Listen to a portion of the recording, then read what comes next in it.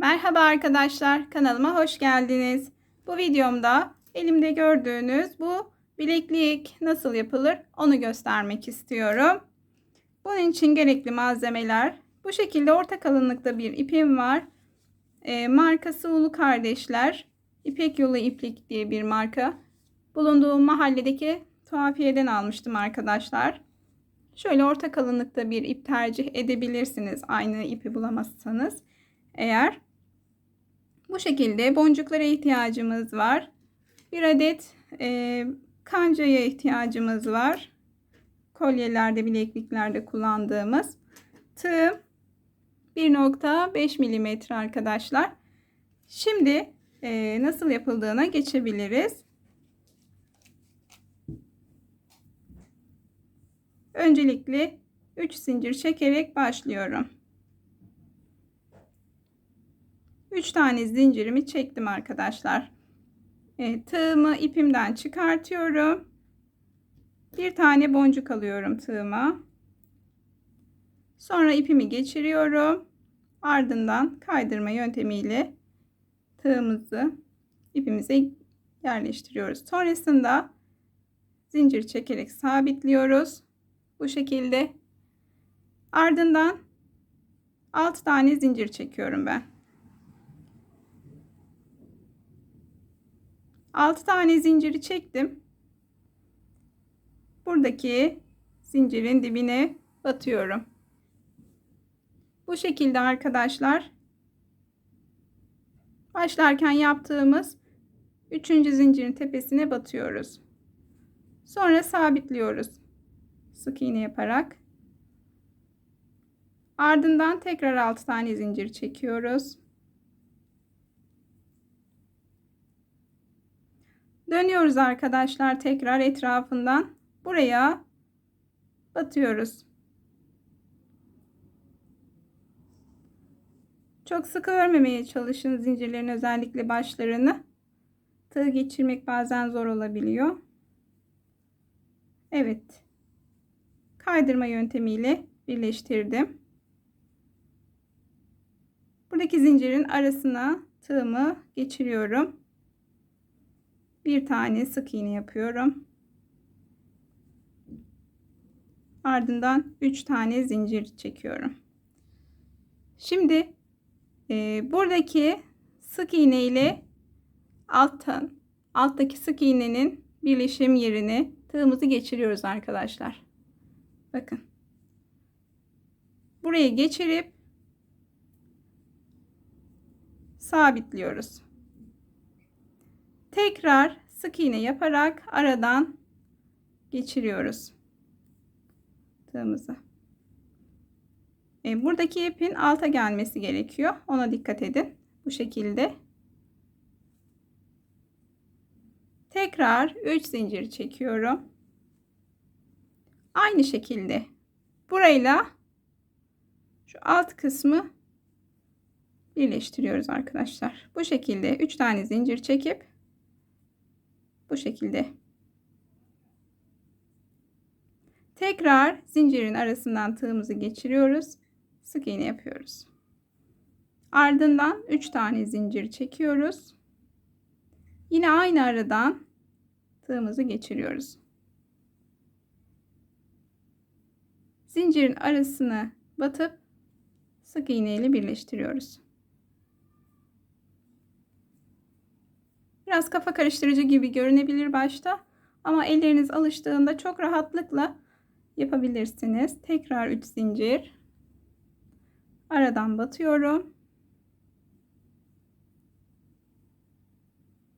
Toplamda arkadaşlar bir tarafına 6, diğer tarafına da yine 6 tane bu işlemi uyguluyoruz. 3 zincir. Aynı araya batıyoruz.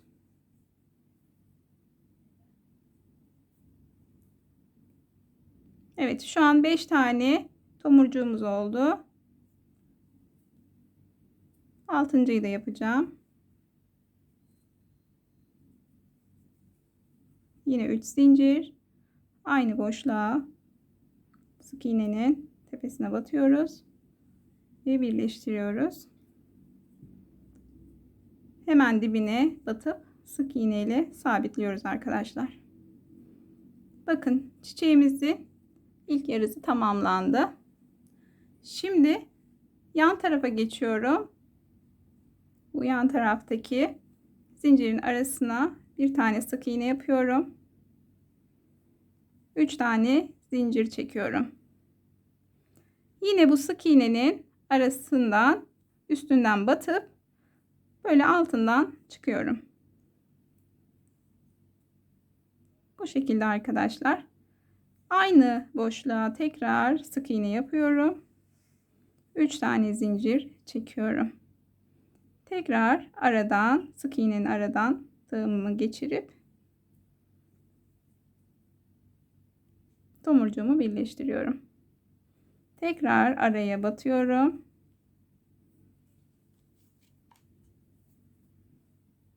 Üç zincir çekiyorum. Yine araya batıyorum. Kapatırken biraz sıkı kapatırsanız daha hoş görünür. 3 zincir araya batıyoruz.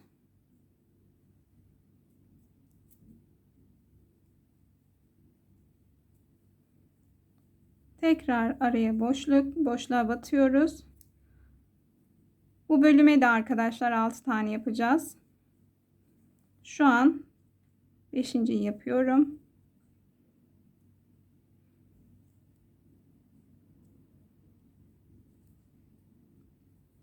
Hemen araya batıyorum. Sonuncuyu yapacağım arkadaşlar.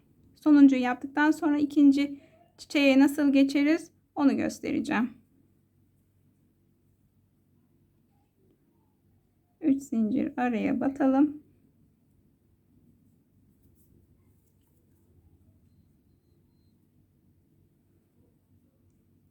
Sonuncuyu yaptım arkadaşlar. Hemen aradan hiç dolamadan tığımı geçiriyorum. Kaydırma yöntemiyle sabitliyorum. Sonrasında bu şekilde zincir çekiyorum. 3 tane zincir olacak arkadaşlar. Bakın ilk çiçeğimiz tamamlandı. Çok zarif duruyor. Kıyafetlerinize uygun rengarenk yapabilirsiniz arkadaşlar. 3 tane zincirimi yaptım. Tekrar tığıma boncuk alıyorum. Tığıma boncuğu aldım. İçinden ipimi geçiriyorum. Çok pardon, ipim takıldı. Evet. İpimi geçirdim. Zincirle birleştirdim. Şimdi 6 tane zincir çekiyorum. 6 tane zinciri yaptım. Burada yaptığımız 3 zincirin üçüncüsüne tepesine batıyoruz arkadaşlar. Bu şekilde.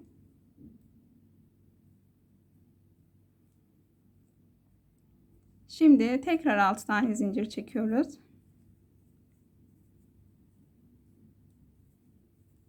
6 zinciri çektikten sonra şuradaki baş kısma batıyoruz.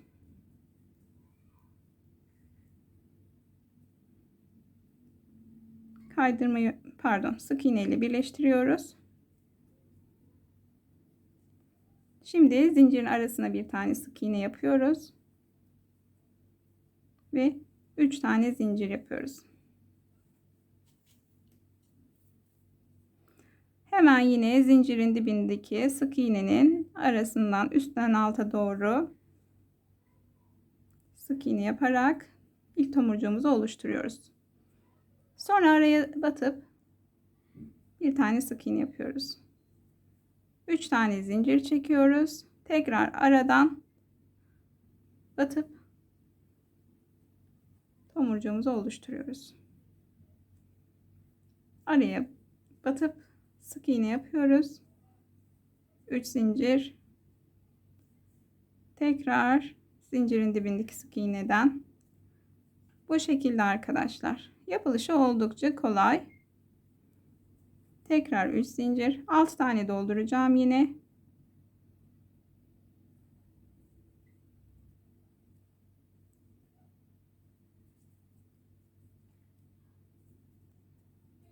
araya sık iğne yapıyorum. 4. tomurcuğumu yaptım. Şimdi 5.'yi yapıyorum.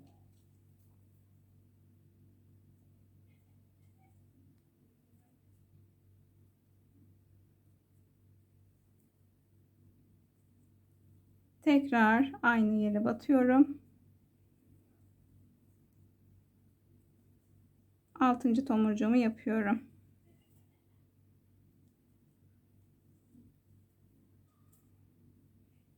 Altıncı tomurcuğumu yaptım.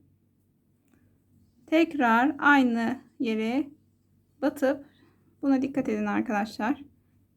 Alan küçük olduğu için dönebiliyor çiçeğimiz. Şimdi bunu altta bırakacağız. Bakın 6 tane yaptım.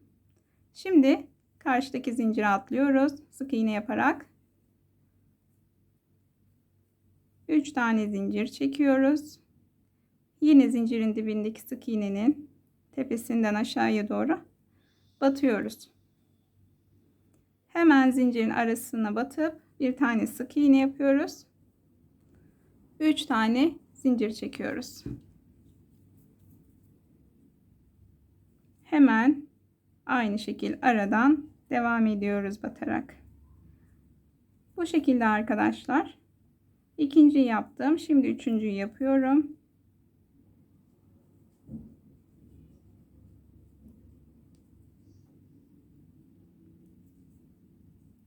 Sık iğne, 3 zincir, araya bat.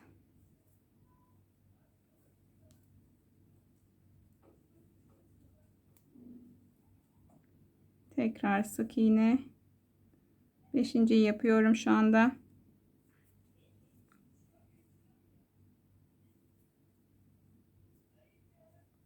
Ve sonuncudayım.